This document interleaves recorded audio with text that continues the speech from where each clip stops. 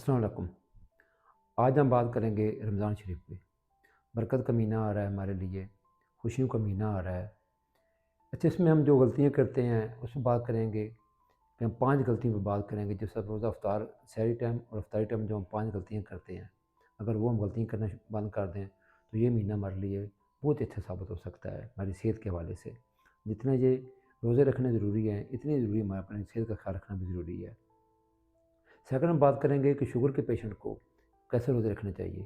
अच्छा, शुगर के जो पेशेंट है वो ये है कि वो आप 3 कैटेगरी में ले जाएँ आप उनको। एक फर्स्ट कैटेगरी के शुगर के पेशेंट होते हैं, वो तो अपने डॉक्टर से फ़ौरन मशवरा करें, उनका तो कोई प्रॉब्लम नहीं होता। अच्छा, जो सेकंड कैटेगरी के पेशेंट होते हैं, उनका ये होता है कि वो डॉक्टर की ज़ेरे निगरानी, जैसे डॉक्टर साहब उनको कहें, जिनसे वो शुगर की मेडिसिन ले रहे हैं, जिनसे वो इलाज करवा रहे हैं, जैसे वो कहते हैं, उसके मुताबिक वो रोज़ा इफ्तार करें, उनके मुताबिक ही वो सहरी करें, फिर उनको कोई प्रॉब्लम नहीं बनेगा। अच्छा, फिर आते हैं तीसरी कैटेगरी के पेशेंट हमारे शुगर के। अच्छा, अगर उनमें डॉक्टर साहब उन्हें कहते हैं जी कि नहीं, आप रोज़ा नहीं रख सकते, फिर वो रोज़ा ना रखें, उसका कोई और हल सोचें। ठीक है जी। ये 3 कैटेगरी होती हैं शुगर की हमारी।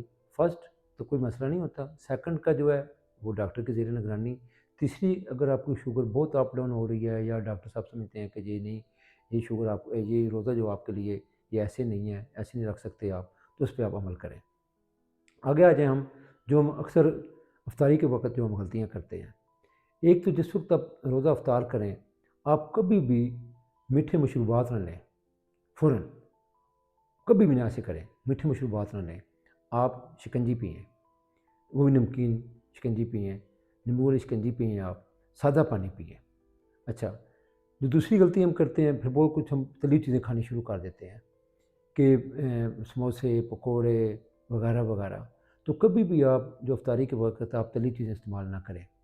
आप खजूर के साथ रोज़ा इफ्तार करें, ठीक? कुछ साथ सैलड ले लें, फ्रूट चाट ले लें, कभी भी तली चीज़ का इस्तेमाल इफ्तारी के वक़्त ना कभी करें। और हम लोग क्या करते हैं, जैसे ही तली चीज़ें इस्तेमाल करते हैं, उससे ये हमारा होता है कि हमारे मैदे में गैस बननी शुरू हो जाती है, पूरे निज़ाम में हमारा जो मैदे का सिस्टम है, वो ख़राब हो जाता है।